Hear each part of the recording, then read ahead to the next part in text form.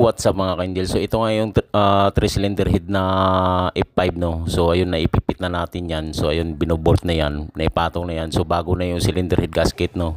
So may shellac na yan. So ipipit lang natin, bali mga 70 yung higpit natin, yung torx natin ano. So ayun, hinihigpitan na yan. Inalas na natin yan mga ka-Indel no, bagong cylinder head gasket, valve seal, tsaka valvula no, nasisetting na natin yan. So ayun, ita-timing na natin to.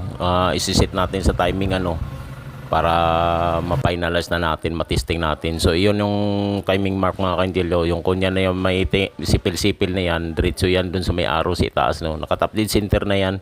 So yun, na-finalize na natin mga ka-Indel yan. Make sure natin na okay yung timing no, para pag start wala tayong pangamba dyan, diretso na. So ikotin natin yan no, bago i-start. So i-start natin, try natin. Ito na nga mga ka-Indel, dahil umi-start na siya no, pwede na natin i-break in, i-active na natin sa Tagaytay no, subukan natin. Tara, let's go!